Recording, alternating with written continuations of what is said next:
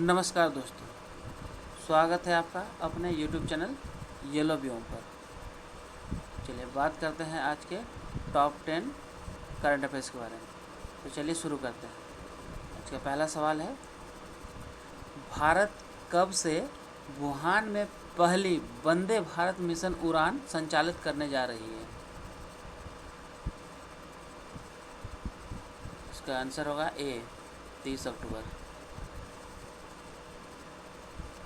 आप सभी को याद होगा कि वुहान से ही कोरोना वायरस का शुरुआत हुआ था और तब से लेकर अब तक वहाँ से सभी फ़्लाइट या फिर यूँ कहे कि हर तरह की आवाजाही बंद कर दी गई थी।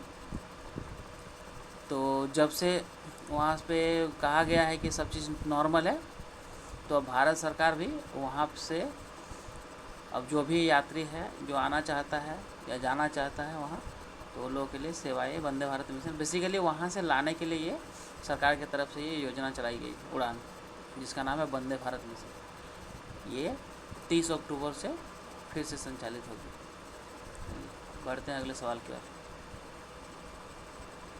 अगला सवाल है, FATF के ग्लोबल टेररिज्म के वित्त पोषण पर पाकिस्तान को किस लिस्ट में रखा गया है?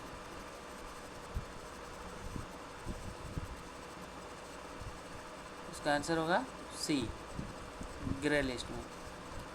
बेसिकली अब तक पाकिस्तान ग्रे लिस्ट में ही था, लेकिन मसूद अजहर जैसे आतंकवादियों पर कोई कार्रवाई नहीं करने के कारण FATF ने अभी तक अगला रिव्यू 2021 के फरवरी महीने में होंगे, तब तक के लिए फिर से उसे ग्रे लिस्ट में ही रखा है। FATF का फुल फॉर्म होता है फाइनेंशियल एक्शन टास्क फोर्स, और इसके अनुसार अभी पाकिस्तान को फ़िलहाल ग्रे लिस्ट में ही रहना होगा। हालांकि तुर्की और चीन ने बहुत प्रयास किया पाकिस्तान को ग्रे लिस्ट से बाहर लाने के लिए, लेकिन वो नाकामयाब रहे। चलिए बढ़ते हैं अगले सवाल की ओर।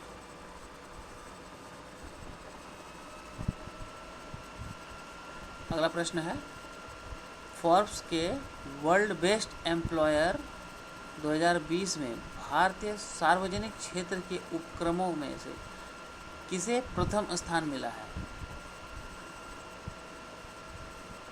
ऑप्शन ए है NTPC, ऑप्शन बी है ONGC, ऑप्शन सी है MTNL और ऑप्शन डी है गेल।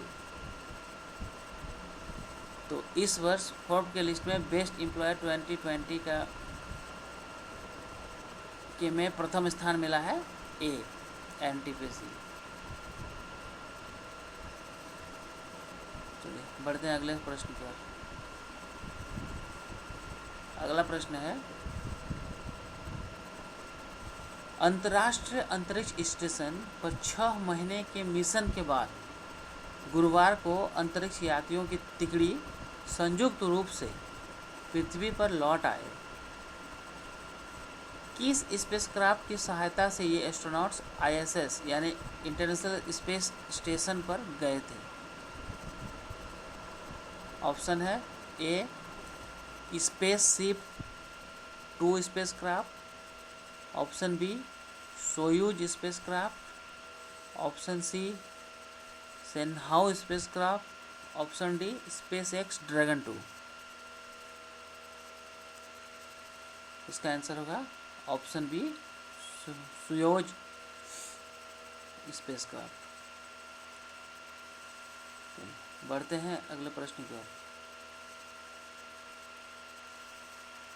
अगला प्रश्न है, नासा द्वारा चंद्रमा पर पहला सेलुलर नेटवर्क बनाने के लिए किस सेलुलर कंपनी का चयन किया गया है?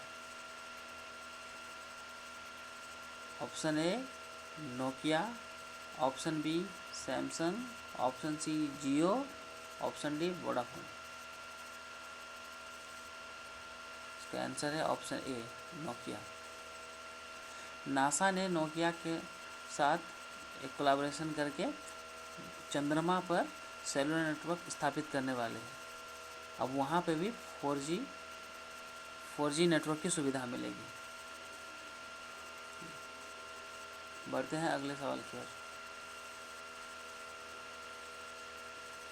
अगला प्रश्न है, हुंडई मोटर तकनीकी कौशल के लिए तमिलनाडु में कितने करोड़ रुपए की अकादमी स्थापित करने वाली है?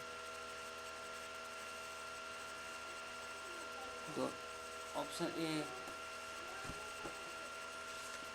200 crore, option B 150 crore, option C 250 crore, option D 300 crore. इसका आंसर होगा ऑप्शन बी 150 करोड़।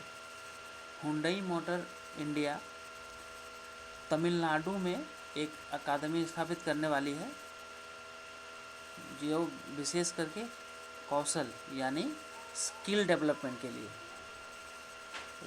बढ़ते हैं अगले सवाल की ओर।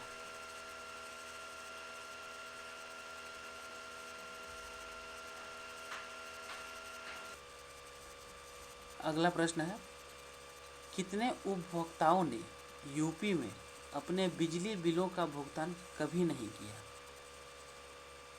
जी हाँ, ये प्रश्न बड़ा ही अचरज भरा है कि कितने ऐसे उपभोक्ता हैं जिन्होंने आज तक अपने बिजली बिलों का कभी भुगतान ही नहीं किया। Option A 1 crore, option B 80 lakh, option C 2 crore, option D 50 lakh. तो इसका आंसर होगा ऑप्शन ए 1 करोड़। ये सोच के देखिए, 1 करोड़ से ज़्यादा उपभोक्ताओं ने जब से कनेक्शन लिया है तब से भुगतान ही नहीं किया है बिजली बिल का। और ये बात खुद UPPCL चेयरमैन ने बताया है। उनके अनुसार अब तक लगभग 68,000 करोड़ रुपए का बकाया है। UPPCL मतलब Uttar Pradesh power corporation limited. बढ़ते हैं अगले सवाल की ओर। अगला प्रश्न है, मालाबार एक्सरसाइज। मालाबार एक्सरसाइज क्या है? जिसमें भारत, अमेरिका और जापान के नौसेनाओं का संयुक्त युद्धाभ्यास होता है। ये हर वर्ष हिंद महासागर, अरब सागर और तीनों देश के अपने अपने समुद्री क्षेत्रों में ये होते रहते हैं, पर हर वर्ष भारत ने इस वर्ष किस चौथे देश को युद्धाभ्यास के लिए आमंत्रित किया है? Option A France, option B रूस, option C Britain, option D Australia. इसका उत्तर है ऑप्शन डी ऑस्ट्रेलिया। जी हाँ, इस बार भारत ने ऑस्ट्रेलिया को आमंत्रित किया है युद्धाभ्यास करने के लिए। और इसी के साथ भारत, अमेरिका, जापान और ऑस्ट्रेलिया चारों मिलकर क्वाड ग्रुप को फॉर्म करेंगे। यानी क्वाड ग्रुप का ये पहला, एक तरह से देखा जाए तो पहला नौसेनाओं का संयुक्त युद्धाभ्यास होगा। 2007 में ऑस्ट्रेलिया भी पार्टिसिपेट किया था, लेकिन 2007 के बाद से, मतलब 2008 से ऑस्ट्रेलिया ने इससे पुल आउट कर लिया था। तब से लेके अब तक ऑस्ट्रेलिया इस मालाबार एक्सरसाइज से बाहर ही रहा है। इस वर्ष भारत ने ऑस्ट्रेलिया को फिर से युद्धाभ्यास के लिए आमंत्रित किया है। और ये एक तरह से खास मैसेज है चीन को, कि चीन जो अपने पड़ोसियों के साथ धौंस दिखाता है, बुली करता है, वो अब नहीं चलेगा। भारत एक ऐसा ग्रुप में शामिल है जो एक तरह से एशिया का नाटो भी कहा जा रहा है। बढ़ते हैं अगले सवाल की ओर। अगला प्रश्न है, फाइनल प्रेसिडेंशियल डिबेट के दौरान डोनाल्ड ट्रंप ने किस देश पर आरोप लगाया है कि वे अपनी गंदी हवा का ध्यान नहीं रखते?